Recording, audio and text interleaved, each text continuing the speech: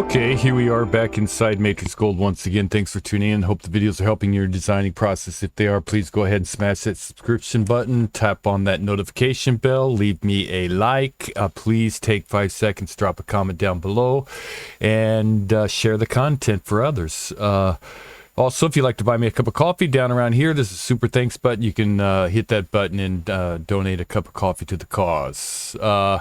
Today, what we're going to do is we're going to get in and design something very, very simple. So this is more like a beginning video, but basically what we're going to do is focus on exact sizes and getting things to where they're going to print up with really absolutely no problems.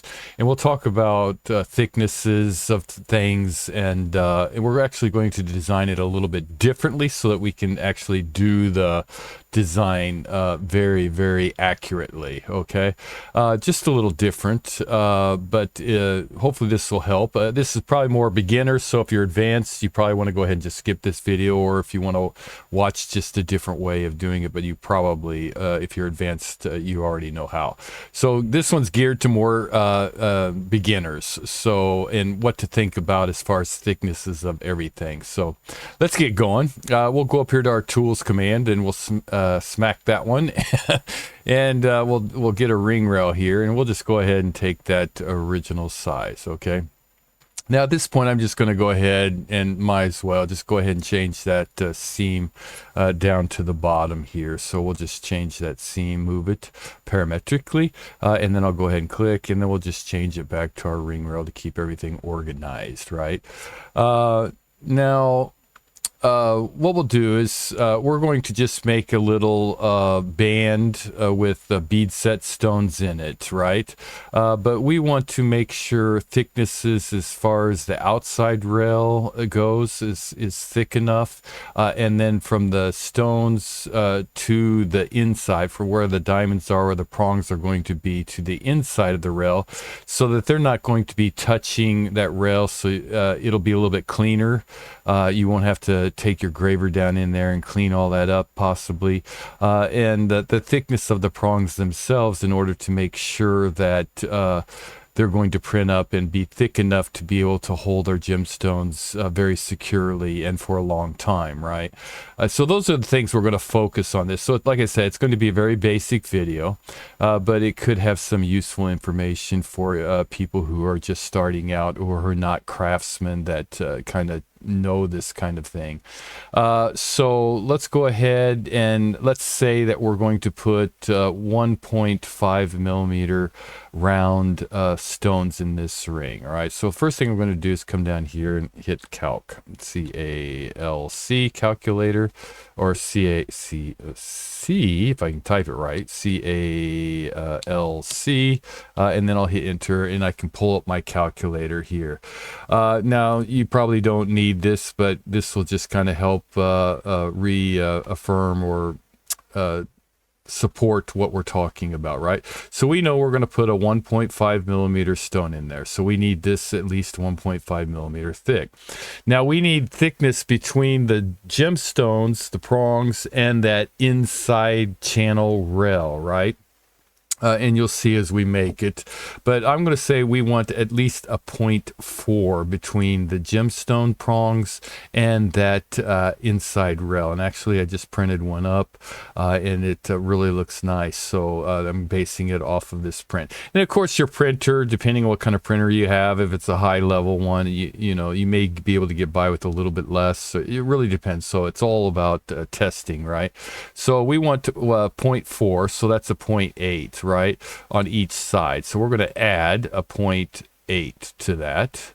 Okay, and then for our outside rail, we're going to want, you know, you have polishing, you have casting, you're going to lose some in casting, percentage you lose a little bit, and then when you polish it, you're going to lose a bit. So if you make it real thin to start with, you might end up with a very, very paper thin outside rail. So I'm going to say, let's go ahead and make it a 0.7 on each side. So that's a 1.4, right? So let's go ahead and add a 1.4 for both sides of our outside rail, and that gives us a 3.7. So that's what we want to get this band together, right? So let's go ahead, select our band. Let's go back to our tools and let's grab a profile. And we'll go ahead and grab the one that already has a little fillet on it, so that we don't have to go ahead and fill it, or you can make that fillet smaller by just getting a square one or whatever, but we'll just use this one, and then we'll take this one to a 3.7, so we'll just drag it at 3.7, right? And then I'll just go ahead and activate auto sweep at this point so we can get our ring there, right? And we'll just give it some shading. So there is our ring laid out with the thicknesses that we just talked about, right? Now we'll go in and we'll extract an ISO curve from the surface, and we'll drag it to the center where it disappears. So now we know it's at a 0.5 right in the center, and we'll just go ahead and accept that. Now from here, what we're going to do, and I'm going to lay this out a little bit different, so it's not going to be what you've probably seen 99% of the time. We're going to lay it out very, very specifically. So let's go ahead and keep going. You'll see as we go, though. We'll go ahead and take that curve, and we'll go straight to our gems, and we'll just go ahead and grab gems on rail there, and we have it at our 0 and our 25. So we'll take this end position first, since it's at our 25 in position, and we'll just go ahead over here and we'll type in a point. Well, we don't want it a 7.5. Let's just go ahead and drag it around, I guess, using our front viewports, so we can use the grid as guidelines to try and get those stones exactly right where we want them. So let's say we want it right there. So I'm using that little grid line right there to kind of determine where that one goes, and then I'll just grab this one and I'll use the grid line on the other side to determine where that one goes. So they look like they're pretty close there, right? Okay, so there we go. We've got our stones laid out. I'm not going to drop them down just yet. I'm going to take this rail or curve right here, ISO curve, that's extracted, right? Well, before I do that, let's bring back our calculator. So I'll just right click and we'll go to our calculator and bring it back out. So we have a 3.7 thickness right here, and we know that because we just laid our profile out at 3.7. So we have this. Now we're going to take that and we're going to let's see, we want this over. Let's go ahead and clear that. Okay, so we have 1.5 gemstone, right? We're going to divide that by 2, and we're going to add a 0.4, right?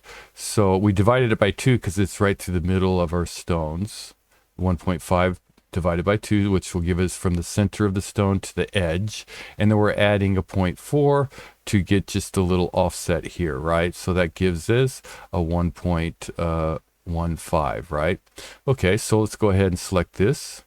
Now we'll go to our curves, and I'm not going to use offset curve here because it doesn't give me the option that I really want, right? It's just going to offset my curve. I'm going to scroll down here to the end, and I'm going to grab the old non-parametric offset curve, and I'm going to go to offset curve on surface, all right? And now it asks me to select the base surface, which will be this, and it's pointing in the direction that I want. Really, it doesn't matter at this point, but I'm going to go ahead down to my line, offset a distance 1. Well, I needed a 1.5. Okay, so I'm going to go ahead and type in 1.15 here and then hit enter, right? And it offset my curve right here. I have a green layer, so let's go ahead and change to our yellow layer and change that, right? So there's our outside, the inside there, right? Okay, now we're going to take this one, and of course we need one on both sides to get that channel, so we'll go to parametric mirror and we'll switch it over to our X, not our Y, and now we have our channel there, right? Okay, so Now we need to get our end here, right? Because we're not going to use our cutters. Like I said, we're going to want it very specific, okay? So we're going to go ahead and grab our curve menu and then extract an ISO curve. And I'm doing this to show you a little something. So I'm taking this and then we'll go ahead and we'll move it so that it's going across our ring. And you can see I don't have as much control with the parametric. It's 6.7 and it jumps to 6.6, so it just goes like, I don't know, 1 millimeter maybe, I'm not sure exactly, but I don't have a lot of control with that one, right?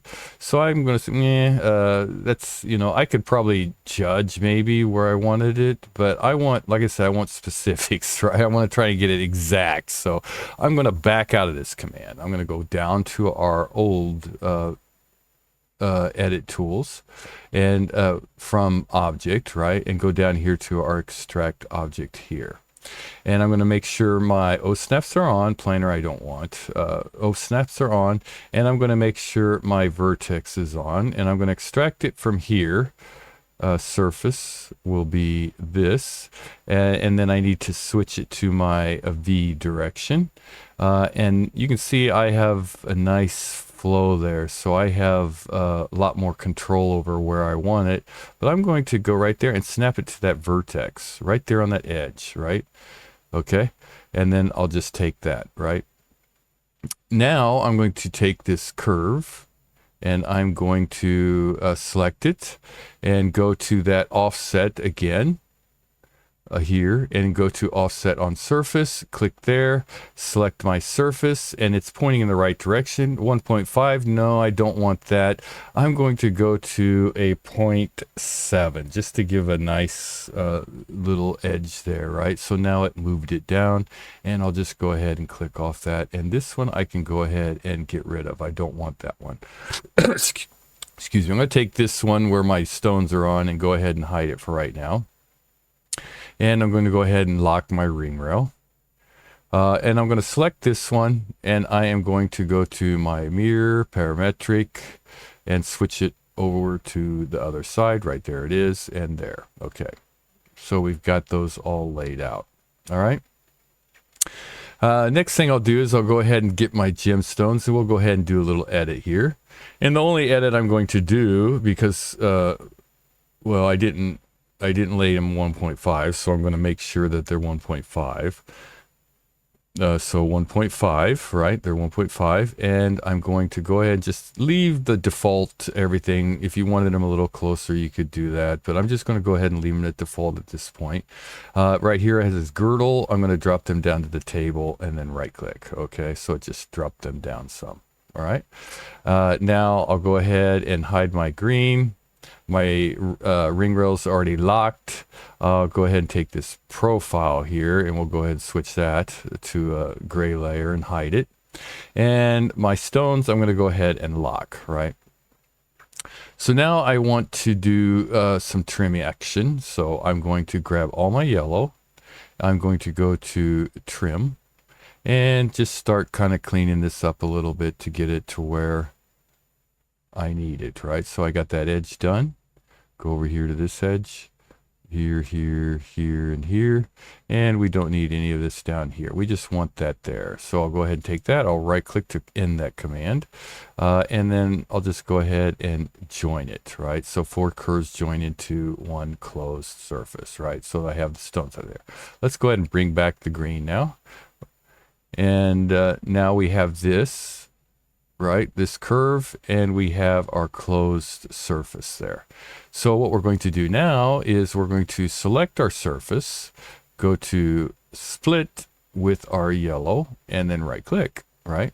So we have that surface there, and we'll go to our surface menu, and we will go to offset, and it's pointing in the wrong direction, so we're going to flip it over, and it's a distance of 1. We're going to drop it down to a distance of 0.5, so it's got a nice deep distance. 0.5 is not really that much, trust me. And then hit enter. Okay, I'm sure you mostly probably already know that. So there's our item. Let's go ahead and nuke that. And let's take this surface. We will go ahead and keep it. We'll switch it to this layer here so we can keep it, right? And then we'll just go ahead and take all our green, and we will go ahead and join that together. So now we're back to a water closed poly surface, watertight, and we'll go ahead and select that yellow and change that to gray. So we just have our gemstones and our, now that looks like a lot of space there, but to tell you the truth, it's really not that much when you really get down to it. It's a 0.4 millimeter, not even a half millimeter on each side, right? So the next thing I'm going to do is we have a closed surface. So the best thing to do at this point would be to go ahead and go to our solids, and we'll scroll down here till we get to our fillet, and we'll just do blend edge, right? And it says select our edges to blend. We'll go ahead and grab this one here, this one here, this one over here, and this one here, and we will turn on our preview, right? So now we'll get a preview of this before we accept it, right? Which we know that this first one here is probably going to blow on us, which is fine. So I'm going to right click, accept that, and of course it blew on us. But right here I'll come down to set all, so it'll change all these values, and I'll type in just a 0.2. Just a little fillet on those edges, right? And now we have it so that it's fillet. I'm going to go ahead and accept that. Right click, takes off those sharp edges, right? And we have a little fillet on our edge there, right? And if we click on it, we can see we have a closed poly surface, watertight, and we're good to go from here. Next thing we're going to do is go ahead and select our gemstones, maybe. Oh, it's locked. Sorry. Select our gemstones, and then go to settings, and we'll just do a prong place or a prongs on surface there, and we'll adjust these prongs, right? Now it comes out as a default diameter, I believe of a 0.5. I don't know if you've printed a lot of 0.5s and how they've done for you. For me, I still think they're a little small for most things, and you can see that you want to maybe 20% or so overlap here. I just think the 0.5 are a little small, so I usually take it up to at least a 0.6 or so, but 6 millimeter, somewhere around here. 0.59. I think those will be great. Even taking it up to a little over a 6, and then maybe just nudging them out a little as well, right? So we can get something like that, right? And then dragging them up, of course. The height doesn't really matter. You just want enough there that the jeweler has plenty to work with. The more they have to work with, the easier it is. But you don't want to be wasteful either. So take them up, to where, and you got to remember they're going to get a little thinner because of the casting and polishing and everything. So I'll take that, right? Now we'll come over here to our prongs, and we'll just go to end prong, and I'm going to select our end prong. I'm going to take this drop down, and I'm going to go down here to our very bottom, and we'll take that, right? We'll just click on that one, and then I'll go ahead and show both controls, right? So we can mess around with these end prongs here, end prongs, okay? So let's see. We want to, let's get rid of this thing here. We don't need that anymore. We need to make them the same size as our other prongs, right? So our other prongs are 0.61, I think, 6.2. Okay, so we'll go over here. We'll go to our diameter, end diameter, 0.5. We'll click there, hit 0.62, and enter. And it didn't take this side up, but it took this side up, right? Yeah, these are now the same size as these, but they're a little close together. So we'll go to our nudge and just kind of bump them out to where they kind of line up with our other prong. Whoa, too much. There we go. All right, and then we'll just do the same thing to our other side. 6.2, so right here, diameter. Click there, 0.62, enter, and of course we go to our nudge, kind of get a good view on it, and we'll nudge them to where it's pretty close to our other prongs there. There we go. Okay. And we'll go ahead and accept that. So now our prongs are out there. They're going to be nice and heavy. We have a nice little gap here, which 0.4, it looks like it's huge, but it's really not. It's really not that much by the time you get the stones laid in there. For the most part, it's, you know, 0.4 is not that much. You could maybe, it really depends on your printer, so test it out. And now we have this.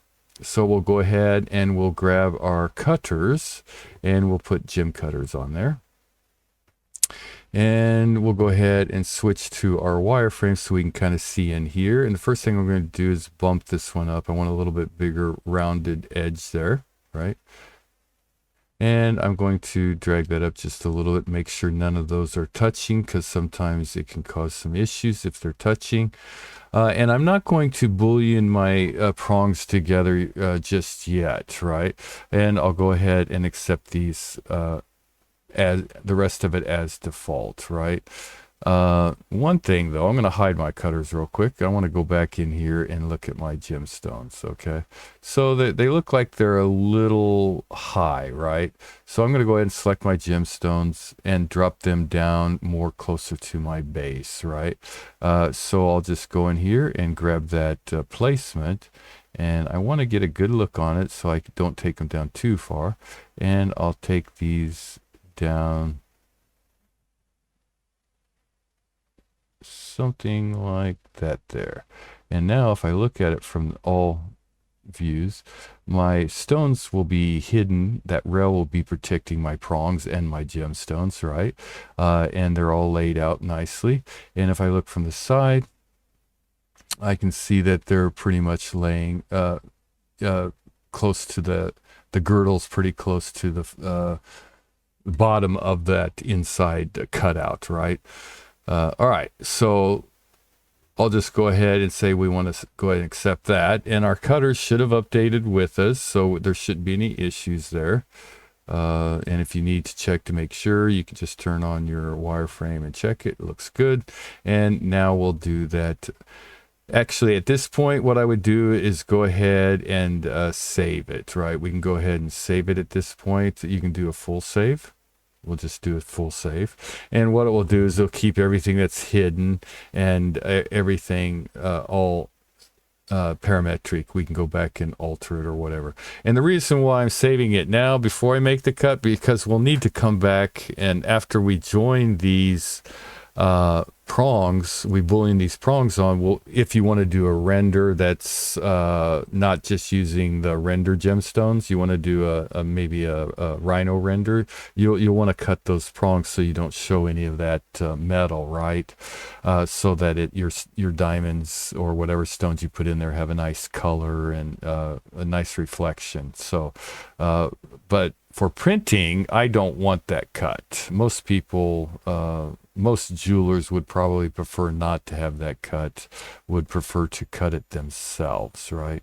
So we have this out here. Now what I'm going to do is go to my solids, go to Boolean difference. I'm going to select this, right click, select my cutters, right click, and then just wait for those cutouts to go ahead and take place.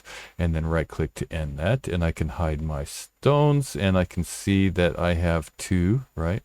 So I'll take the one that does not have, there's my cutouts, and there's the one that's not. I'll take that. You never know, you might want to keep that. So we'll just go ahead and switch it down to that color with that top layer that we took out. And now we have this, and we have a closed poly surface, right? And now from here, what we can do is go ahead and do a Boolean union with our prongs, and we'll select this one, enter, and then this one here, and then enter, and then just wait for those prongs to go ahead and Boolean together, and then go ahead and check it, close poly surface, and now you have a ring that will be very, very easy to piece together and have a nice little space here. If you get it real close, there's chances that your printer, depending on how good your printer is, will kind of join these together.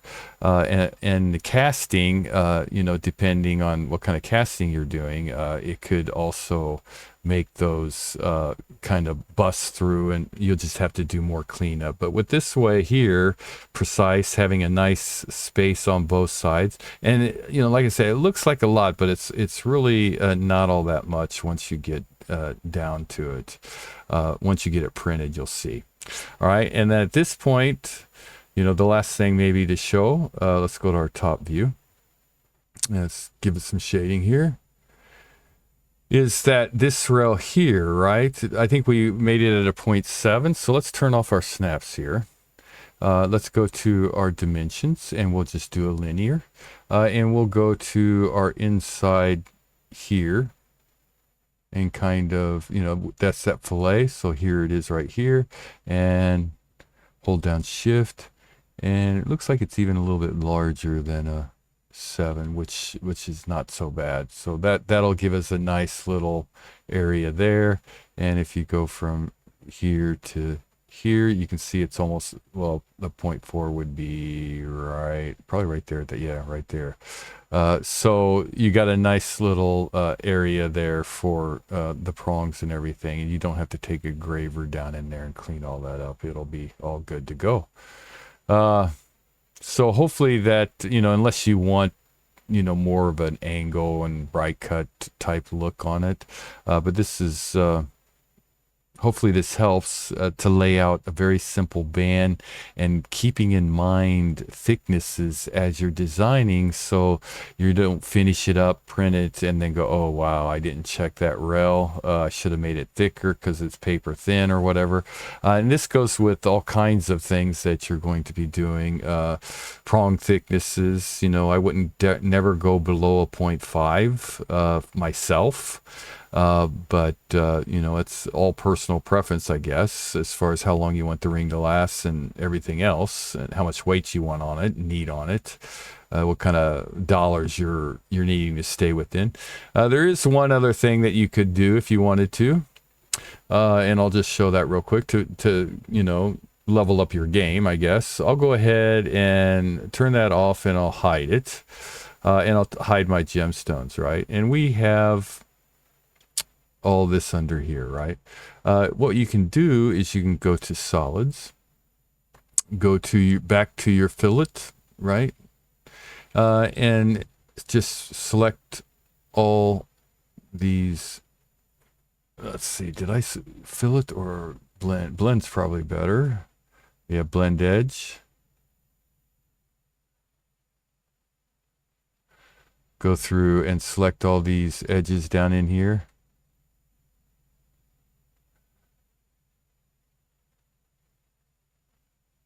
You could probably do